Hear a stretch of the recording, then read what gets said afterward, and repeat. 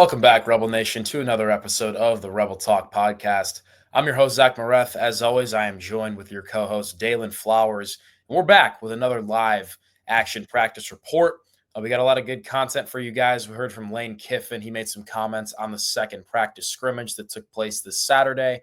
I believe there's going to be a third one on this upcoming Saturday. And then, weirdly enough, it's game time, folks. So super pumped, super excited.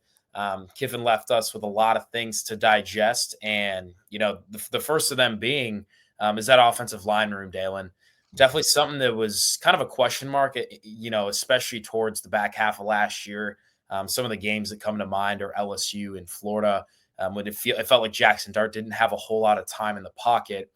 Now you keep John Garrison, you go in the transfer portal, you get, quite a few guys, Delano Townsend, PJ Wilkins, Percy Lewis, a bunch of dudes who have proven that they can play at a variety of schools. You return Bryson Sanders, Diego Pounds, and Jaden Williams, but it still feels like this injury bug just won't leave these guys alone.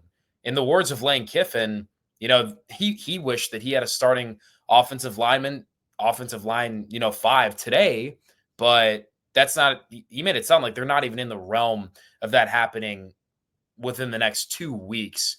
Just your comments and thoughts on the situation, Dylan. I think there's a lot of grasp from what Lane said today. I think number one, don't lose your mind about any of this. I think there are guys that maybe at this position right now throughout fall, they're just not 100%. And, that's what the rest of this week and next week, in terms of preparation will be for. And, even if you have to come to force with playing a few guys that maybe, in the back of your mind you wouldn't have in your starting five within your offensive line just for the first week in the first game, that may just have to be the realization for this offense.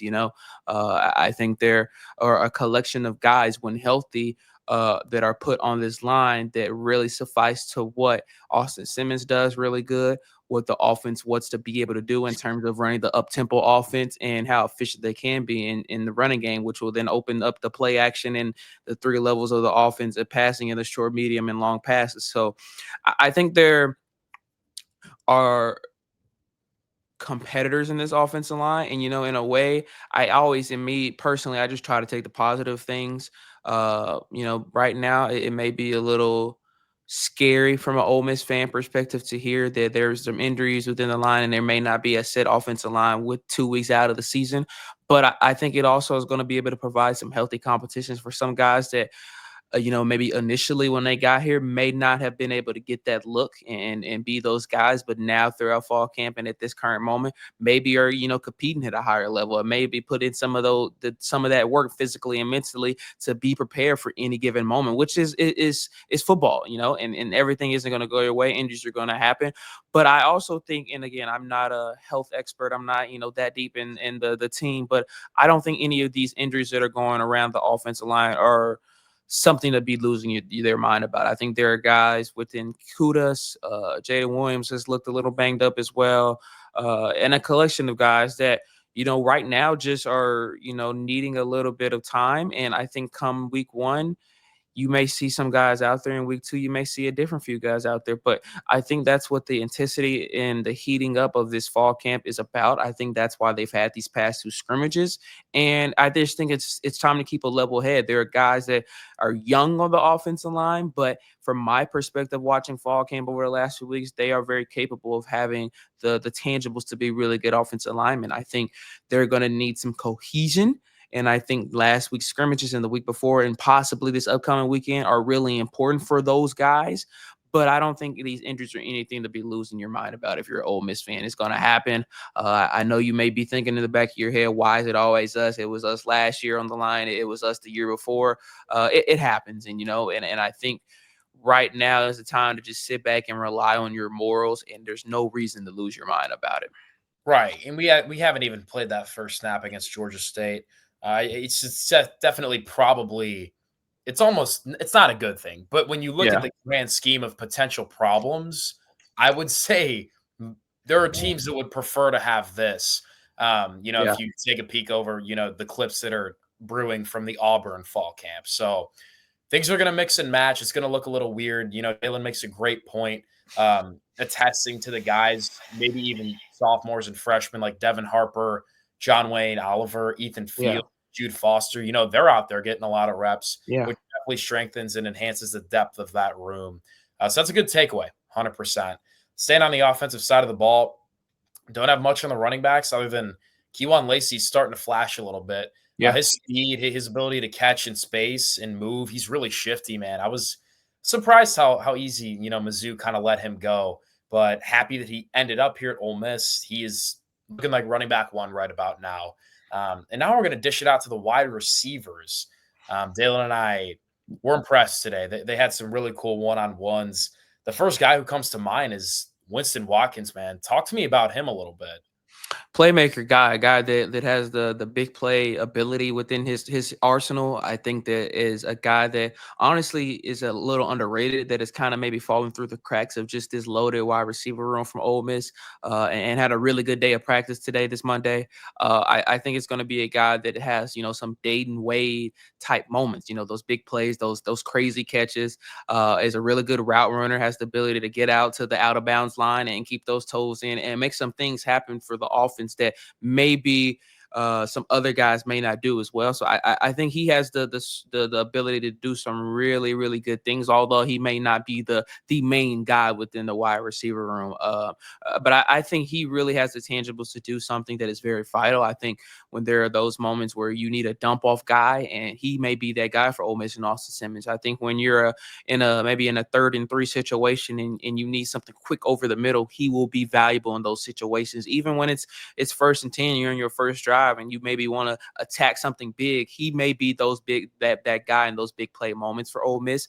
So I definitely think he's a guy to watch out for and to keep on your radar if you're an Ole Miss fan. He's continued, in my personal opinion, he's continued to just get better throughout fall camp. Every week, every day, he's bringing something new and different and fresh, and he looks locked in from the get go. I think it's a guy that wanted to be in Oxford and is really just trying to prove himself here within the wide receiver room. And we've talked to some guys in the wide receiver room, and I just think there's a lot of healthy competition going on in that room. Lane Kiffin mentioned it. For him personally, it was probably the most vital position part of the team, and probably the best as well.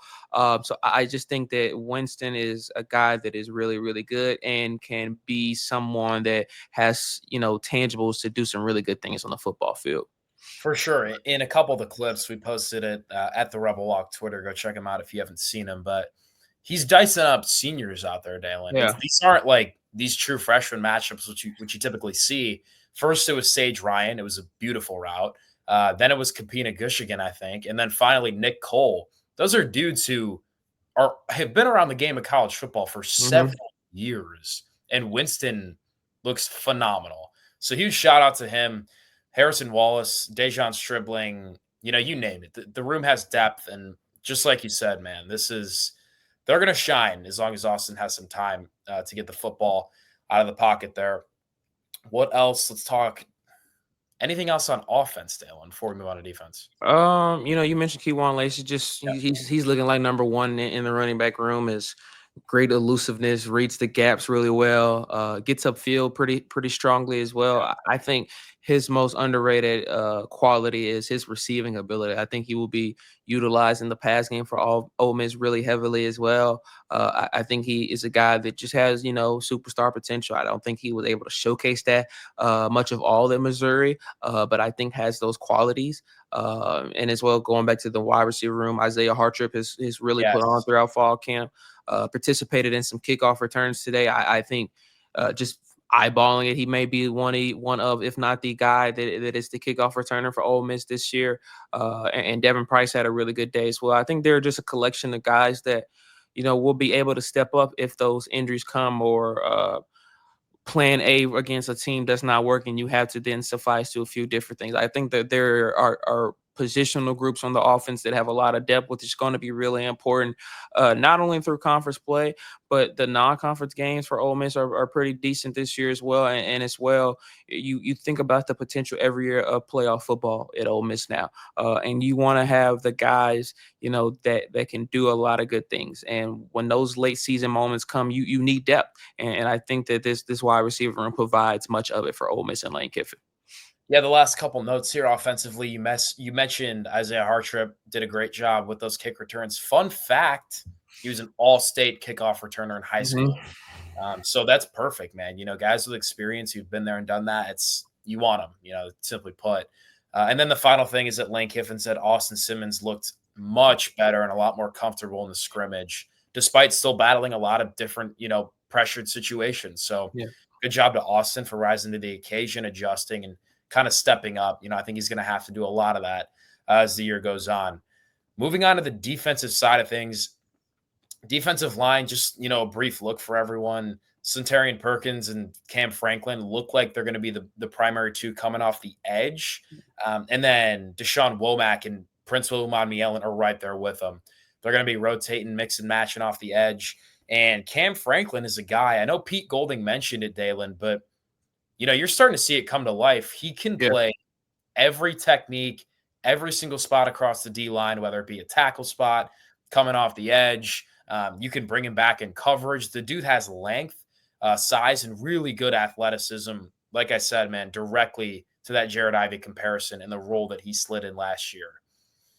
Yeah, you make a great point comparing him to Jared Ivey, and I think Pete Golden even mentioned that in his presser with the media last week. I think you look at Cam Franklin; he's 6'5", 275. He stands out, and I think his abilities to do pretty much everything, have quick feet off the line of scrimmage, great hand placements against the offensive line to get downhill to the quarterback. I think his run defense has been spectacular throughout fall camp as well. And seems level headed as well. Has been taking criticism from Randall Joyner really well. Has really just devoted some time personally to work on the small details, which is important for a edge guy. And I think Cam Franklin is young but has superstar talent continuing to rise within him. And I think, honestly, this may be the most whole group on the entire team, maybe, competing with the wide receiver room. I think they're a collection of guys that are new, that are really good, and have learned the system quickly and understand their placement. But there are guys that, that have been here that are also going to be able to do really good things. I thought something that stood out last week when we were able to speak with Pete Gold and Zach is him mentioning, and I didn't just eyeballing, I never even realized this, but they didn't acquire any portal guys for their interior Yeah. defensive line. They were confident in the guys that they had recruited out of high school, whether they were freshmen or sophomore. A few juniors as well that have been here, know the system, know what Pete Golding expects out of them, and what the expectation here is in Oxford. And as well, we're able to learn from the historic defense last year and a few of those guys in the NFL and understand what it takes to get better every day, what it takes to be a superstar, what it takes to be great at Ole Miss and get to the next level. So there are guys that, Jamarius Brown, Deshaun Womack, like you mentioned tonight, Cam Franklin, Prince William, those guys have really come together within the defensive front. And they have to, not only have they looked good, individually, but together, I just see great chemistry and great cohesion within the front seven on the defense, and all the guys that are in that room. They're uplifting one another. They want to see each other be great. They want to continue to get better every day, and they understand that they're going to be able to feed off each other's success. And so I've really just been proud to say that defensive front has looked as good as maybe compared to last year. I think, some people are able to say it's an underrated room, and I get that. And I just think it's because a lot of these guys have not been able to showcase it for a full Yes. season yet or at other schools. But I think once this play time comes for Ole Miss in a few weeks, then you may not necessarily deal that. Technically speaking, it will be because of the historic numbers that the front seven put up last year. But I think you're going to see some of the same tangibles. You're going to see some great numbers again. Suntarian Perkins, you'll see off that edge, like you mentioned, he's continued to look really good, has been valued in a lot of preseason All-American ranks, and as well some preseason trophy award watch list as well. So he's going to be the guy as well. But there are so many guys on this front seven that do so many things differently, and they all do them well. I think each guy is really just looking at their team, and it's like, okay, he does this, I do this, this guy does this. When we combine these things, oh, we're going to be really good. And they've continued to be really good run stoppers. That's, I think, been the biggest standout for me throughout fall camp. They are stopping the run with almost ease. And I think that's going to be important when you face some of these teams and the close game situations. When you get down to the line of scrimmage and you need a big stop at the end of the game, this defensive front has the ability to do those things.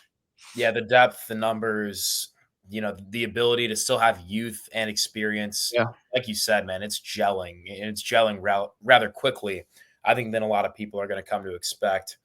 Don't have much on the linebacker room. TJ Dottery's continuing to command things there. Jaden Yates, Todd Chambers, Andrew Jones, Tyler Banks. Those are the names you're going to see pop up. But the DB room, they got numbers, Dalen. Yeah. Point blank simple, they're going to find people who can get it done. I could go through a list of names, Chris Graves, Jalen Braxton, Wyatt Williams, who we talked to today. Seems like a great dude. Go check out his press conference if you haven't. True freshman Dante Core, and then Ricky Fletcher, Sage Ryan, Kapina Gushikin, Antonio Kite. There's dudes, to put it simply. So I don't know if it's a rotation or if it's a set stone sort of lineup, but for a fact that Pete Golding is going to figure out what is the most efficient out of all of those players. The most important note from today is that TJ Banks, who recently got shot in the leg, folks, shot in the leg up in Memphis in that tragedy, had a white jersey on and was practicing with the first and second team, dude. The last I heard about this, he was out for the season, and then we blink our eyes, we fast forward a month later, and he's out here getting some work in against the first and second team offense. So awesome job recovering for TJ. I couldn't be happier. And like, we talked about, that would have been a massive blow for this defense. He's a guy who was planning to come in and get some serious playing time, whether it be at safety or corner. So shout out to TJ, man. That is awesome. And you can definitely expect to see number 7 making some plays on the football field this fall, man. Yeah, kind of saying that his return is huge, maybe an understatement. I think he's really just kept his mind level headed over the last few weeks throughout fall camp. It's just slowly but surely and gradually just been working to get better, working with trainers, solos, been in and out of treatments. I don't want to predict a return for him. I wouldn't expect it to be week 1, but he's obviously come along a lot quicker than I think anyone really maybe have expected. But he's a huge guy. He's a huge guy for this defense. And with him back, creates competition, and I think that's important for this secondary. I think that a few weeks ago, the Ole Miss fan perspective may have been a lot more concerned for the secondary. I think at this point, personally, from what I've seen, they are a little bit more confident in the guys that they have back there. But TJ Banks being out there is a guy that brings competitiveness, that brings great abilities, and can do a lot of different things really well on a football field. I think that's going to be important. Pete Golding, even if you weren't familiar with him before Ole Miss, and if you're now familiar with him, he's going to move guys in and out a lot. You're going to see some guys coming off the field for a certain play and going back in, especially on those third down situations. So having TJ Banks back, having the depth is going to be important. I think that this is the moment now. You're 2 weeks away from the season. Guys have to now start stepping up. Who is going to be the guy? Who is Sage Ryan going to step up? Is Nick Cole? Is Kapina Gushikin? Is Jalen Braxton going to be the guy? Who is going to step up to be the main guy? Now, like I said, you're going to see Pete Golding mix some of those plays up and those schematics up, opposing to the yards, the games, the quarterbacks, the type of offense they're facing. But the time now is to step up, and I think with TJ Banks back is huge for that room. And he does things that maybe some of the other guys don't do, but I think they're all learning from one another. And I think they are the most improved group, I would say, from the start of fall camp to this exact moment. So TJ Banks being back is huge. It's mentally, I'm glad that he's, even able to be out there around the team and around the game right now. And physically, again, this is his first day in, a white jersey last week. Last Thursday, he was finally back. He still had a no contact jersey on, but he seemed to be moving around with the team and doing a few drills as well. But I don't want to speculate anytime on a return table or anything like that. But having him back is huge, and having these guys in the secondary, you're going to need guys that are physical, that have size on, that are athletic, but you're going to also need some guys that may not be that, but are maybe a little bit quicker, that they can get and move around the field quicker than some guys that have great hand speed and do different things and tackle an open field really well. I think with TJ Banks back now, they have that whole coalition of guys that can do different things well. And so it's important. The pass defense last year had its great moments, but also struggled a lot. And I think being healthy is huge for this position group. And I think if they're healthy, can do some really good things. I don't think they have to be, superstars. I think they have to contain the game, control what's in front of them, and do what's told of them, and they will be just fine. But there are going to be moments where they make mistakes, but I don't think they need to all be, Superman. I think they need to Yeah. listen to their coaches and do what's told them. And I think this Ole Miss secondary, if healthy, will be just fine this year. They're going to be phenomenal. And they've had the pleasure of going against one of the best wide receiving units in the Yeah. country, along with Austin Simmons, who we all know threads the needle in every single throw of practice. And also Trinidad Chambliss, who's done a great job adjusting and really making an impact there as QB2. The final thing, just to piggyback off of what you said, Daylan, is there's definitely more of a sense of urgency. And we've talked about it. Lane said, practices were taken at a higher level. They were going a little bit faster than last year. Guys are more healthy, and they also need to figure out who's going to be starting when Georgia State comes to town here in 12 days or whatever the case may be. Yeah. And, unlike 2024, week 2's SEC ball. This isn't, going on the runway and then you're taking your time and finally Kentucky comes to town and you kind of get, manhandled, if you will.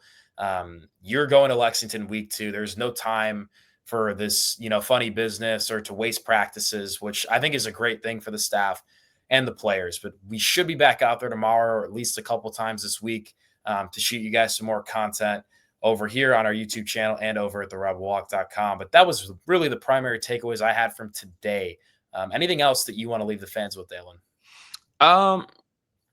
I wouldn't say anything particular. I think that you mentioned the schedule. I think the schedule, it really is valuable for Ole Miss. I don't know the exact number in terms of strength of schedule, compared to the nation. I want to say they're in the 30s, maybe 35. But I think the non-conference games, Tulane, Washington State. I think the first game against Georgia State is a good opportunity to play against a decent opponent and kind of vague where you are as a team, who are the guys, and what you need to adjust to move forward to be better. I think, you may look at Kentucky and you may say that's not a good team, but that's a team that beat Ole Miss at home last year. And I think going on the road, playing Mark Stoops, who last year seemed really, bent on doing whatever it took to beat Ole Miss, and I'm sure he's going to be able to do. He's going to do that again this year. I think this schedule really favors Ole Miss. It puts guys in moments where they have to step up immediately, and I think Ole Miss is going to be able to value from these games this year compared to maybe the first 4 games last year. That, honestly speaking, it felt like it didn't prepare Ole Miss for the gridiron of the SEC and for the later parts of the season as well. No, this is good, man. Things are coming together. Fall camp's slowly progressing towards the end. And in 12 days, folks, the Ole Miss Rebels will be playing in Vaught-Hemingway Stadium. And hopefully you'll be in the Grove at this time. But as always, like I mentioned, check out our website. Drop Daylan and I a follow on Twitter. Leave a comment, like, and subscribe. And be sure to stay tuned to therebelwalk.com for all your Ole Miss sports needs. Hotty toddy and go Rebs, guys.